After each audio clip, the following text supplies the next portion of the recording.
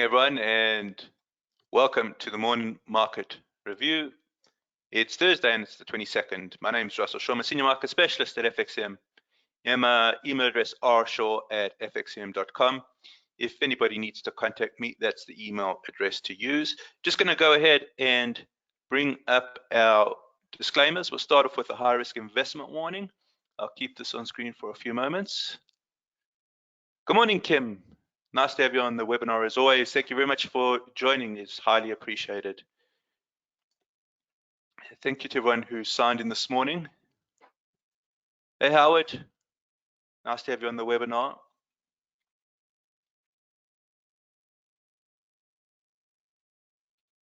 All right, let's take a look at the market commentaries disclaimer.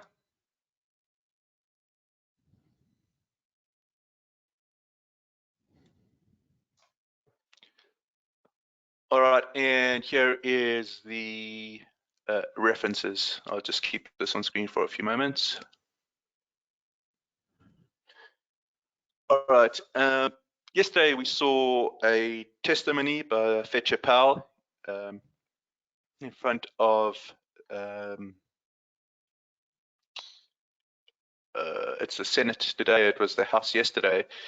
He was quite hawkish. He said there's still a long way to go in the fight against inflation. So let's see how the market's reacted to that. The 2-year yield, we're looking at the weekly here. Perhaps not as big a movement in the 2-year yesterday. If I go down to the daily, and we just look yesterday, perhaps not responding quite as hawkishly as I would have expected. Nevertheless, we certainly can see that the gradient here in the 2-year yields is steep. So there does seem to be a repricing, but the dollar just not buying it. The dollar is just not buying it. The dollar not following the yields higher. And we've looked at this before. It's a symmetrical triangle on the dollar. So that's interesting. Whereas yesterday the risk markets felt the testimony a little more. We'll take a look at the Nasdaq. The Nasdaq came down yesterday. I want to just continue to look at the dollar. I think that the dollar now is showing some interesting signs. I think we'll get some potentially some opportunities here. The RSI is below 50, so and we're testing that lower boundary on the symmetrical triangle. So perhaps a little bit of a downside bias there. If we go down to the daily chart, I think that's confirmed. Now we're in zone 3. That's the lower blue, lower red. But take a look at yesterday's candle. I think yesterday's candlestick is a really nice candle to examine, just in terms of sentiment. If we've got let's just put in an axis here. And let's just say that the x-axis is looking at yesterday's trading session. What you effectively have is you've got bulls that pushed price up all the way to the high. Okay, so at the high, the bulls lose control, and then the bears take over, and the bears actually push price. Below the open. So it's quite a vicious, bearish reaction. We get something like this ultimately. And the question that I posed to you guys is, well, who ended the session in control yesterday? Was it the bulls or the bears? And I think that it's plain to see the bears ended the session in control. So we've got a few things just to consider here. The first is that we, on the weekly chart, are challenging our lower boundary. We haven't broken down yet, but we're certainly challenging. And if you take a look at the 50, we below it. So yes, perhaps some weakness seeping in there, but it's really on the daily chart that you see it, especially after yesterday's price action. You've got the RSI below 50. you're in zone 3, and you've got this candle yesterday which suggests that the bears really grabbed control away from the bulls, and the session ended with the bears in control.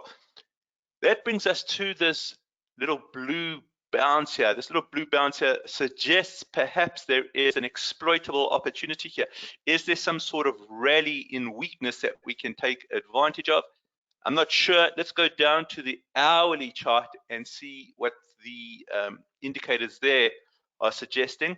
Now, what we would like to see is if the central pivot holds. So basically, I'm looking at this as 1, 2. There's the impulse, 2, 3 correction. And now I'm posing the question. I don't know what the answer is. I'm posing, will we get the next impulse down?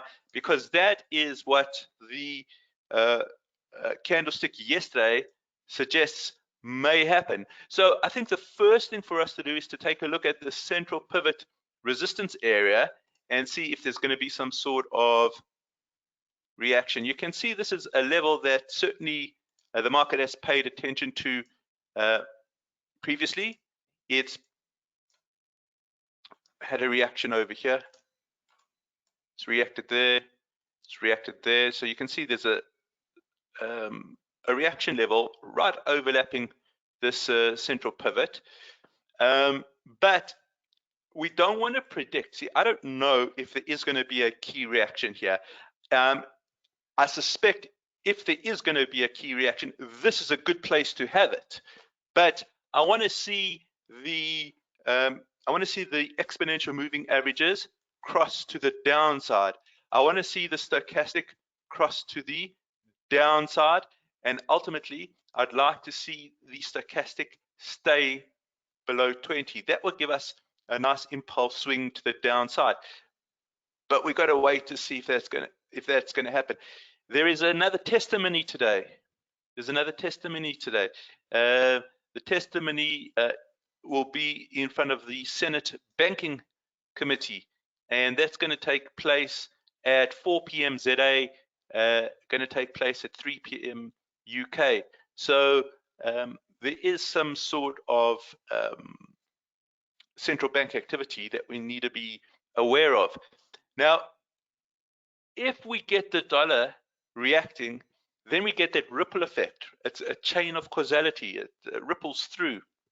So keep an eye on that central pivot and see if there's some sort of reaction there. I don't know if there is going to be one, but it makes sense that if there's going to be a reaction, the central pivot is a level to keep an eye on. Now, if the dollar is looking to react, then let's see what's happening on the euro side of things. It should be a mirror image, one would think, because the dollar is the quote currency. So let's just go through and do a top-down analysis here. And our methodology starts from the weekly and we work our way downwards. And you can see that we've got a series of higher trough followed by higher peaks. We've got a really good looking reference candle reversal, higher trough right here. And the RSI nicely above 50. Which zone are we in? No surprise to see that we are in zone 1. That's between the upper red, the upper blue. That's our bullish area, and you can see that the RSI, I beg your pardon, is above 50. What about the low level time frame? Is there a potential opportunity here? So what we're taking a look at, let's just clear some of the line studies out here. This is interesting. This is very interesting. I want to go back to the dollar after this. I'm seeing this as 1, 2, 2, 3. So potentially more weakness all the way to the central pivot before we can get some sort of potential key reaction. So that's very interesting. A pullback towards the central pivot. If there is going to be a pullback towards the central pivot, let's just go back to the US dollar here. Then potentially we're getting a movement to R1 here. Okay, so take a look at central pivot. If central pivot doesn't hold, R1. Okay, R1 has an overlap with resistance as well. Why the change up between central pivot and R1? Well, the euro to me looks very interesting. The signal was given right down here. Trigger 1, trigger 2. That's quite far in the past. So the pullback here, I think, would be compelling. Some sort of pullback towards the central pivot. Keep an eye on the stochastic. If the stochastic does not give up its 80 level, then we are still swinging. We still got this upswing in motion. So, but my preference here is to wait for some sort of pullback. And the reason for that, let's just bring up Microsoft Paint.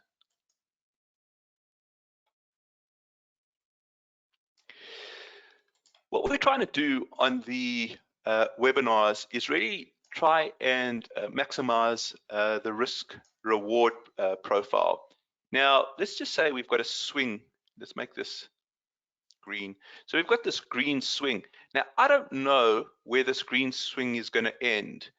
Is this the end? I don't know. If I enter long here and it carries on going, okay, fair enough. But if I enter in there and we're at the apex, then I am going to hit that corrective move, and that corrective move probably pulls all the way back to some sort of resistance turn support, and then we get the punch up.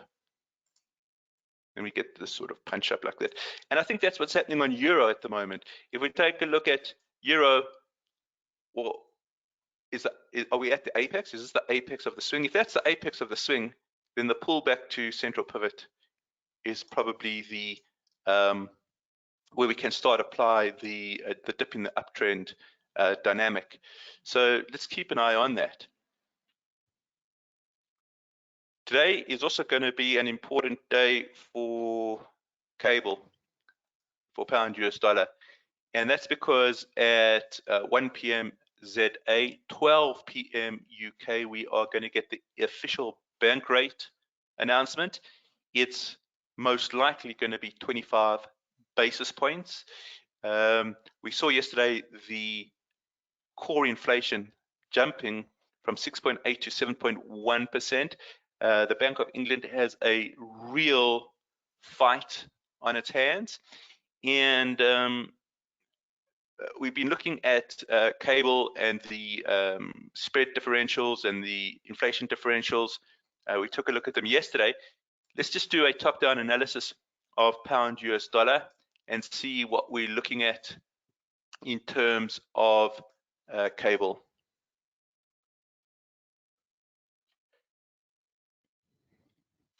And remember, it's all about this red hot inflation. And I would even say there is a remote chance of 50. I think 50 is, I think the bar is a bit too high at the moment. I think we get that 25, but there is a serious inflation problem going on here. And if we take a look at the weekly chart, we've got a lovely trend line here. It's really, and you can see we've got an uptrend, higher trough, higher peak. So we've looked at that. Good momentum, good zonal position. Okay, the overbought condition that we mentioned on Monday is cleared. Okay, and now we're taking a look to see if we're going to get some sort of bullish reaction on pound US dollar. I'm of the opinion that the Bank of England has to really carry on its fight against inflation here. And the Fed, although the chair testified on the hawkish side yesterday, there is a real spread differential. Let's just take a look at that again in terms of the pound, in terms of the gilt. and the US 2-year. So if we just go GBO2Y, so we're looking at the 2-year gilt minus the US 02, so the US 2-year note.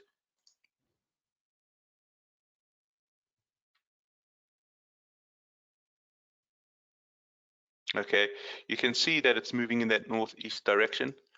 And again, we need to compare this with pound US dollar.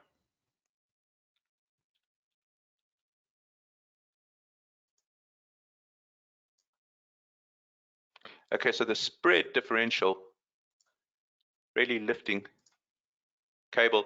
And the point is, I think that the Bank of England here has to be hawkish.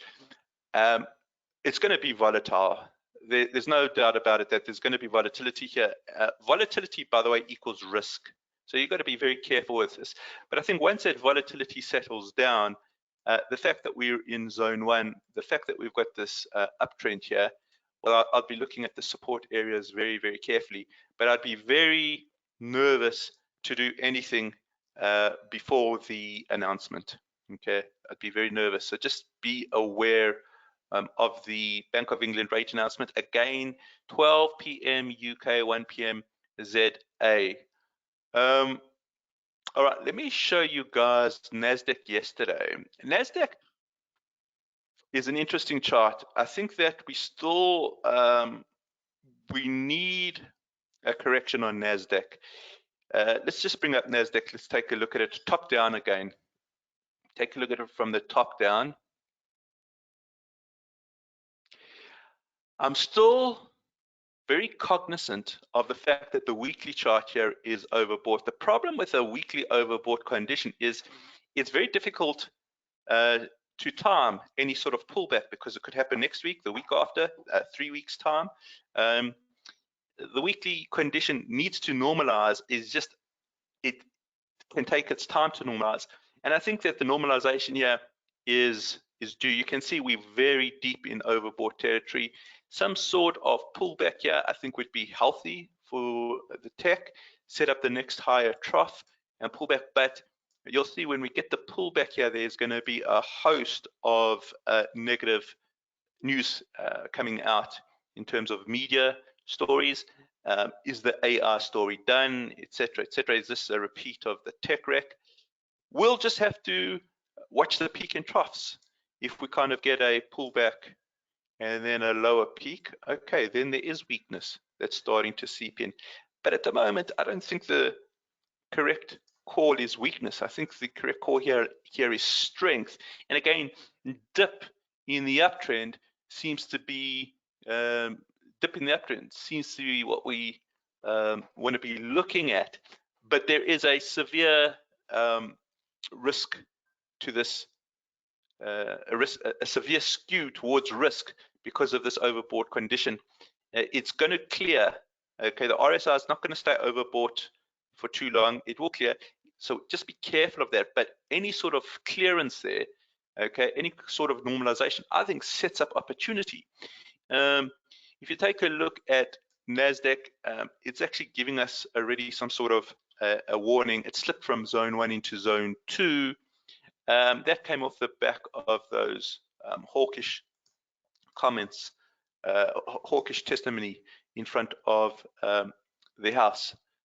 So the idea here, is just keep an eye on the NASDAQ. I wouldn't be surprised if it slips all the way into zone 3, but I think that when it moves from zone 3 back into zone 2, we may be setting ourselves up for some sort of opportunity.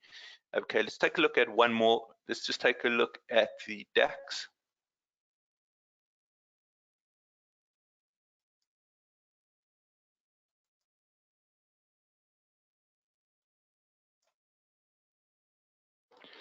All right, and you can see even on the DAX side, the risk markets are showing signs of stress. I do like the DAX chart. There is something interesting that's happening at the top here. I'm going to just remove all our line studies, and we're going to start a new study with regards to the DAX. So let's just go through to chart elements and take out the line. Let's take out the peaks and troughs, the labels. Let's take out the ellipses, and let's just take out the rectangle for now. And what I want to do here is keep an eye on just the peaks and troughs as they are developing. So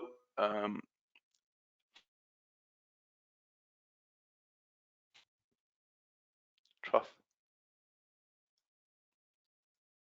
Okay, so let's start the labeling again, and let's see what we get in terms of trend determination. So let's just keep an eye on that. The DAX here showing some stress. Okay, so it's moved now from zone 1 into zone 2. From zone 2, it's now seeping into zone 3. I think there's some profit taking in terms of this trend. It's not an ideal looking chart at all. You can see it's moving in that southeast, and not only is it moving in the southeast, where is the momentum? The momentum is in this lower quintile. The longer it holds in that lower quintile, the more the swing is going to continue. Take a look at this movement here. Here it holds the lower quintile, okay, and we get a swing. Okay, so you can see that the DAX looking a bit weak. And not only is the DAX looking a bit weak, when we're talking about risk markets, we can see that the Nasdaq's overbought, and we can see that Nasdaq starting to show some signs of slip. I think that the markets, the risk markets here, are potentially due correction, but that corrective action potentially sets us up for dip in the uptrend. Let's keep an eye on that. Okay, that's where we will leave it for this this morning. What I'd like to do now is invite comments. If there's any comments, please go ahead and type those in. Any comments at all, go ahead, type those in.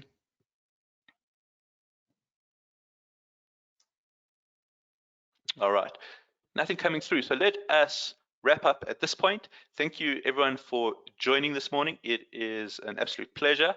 Have a great day, a great evening ahead, and we shall talk tomorrow morning. Thanks very much, guys.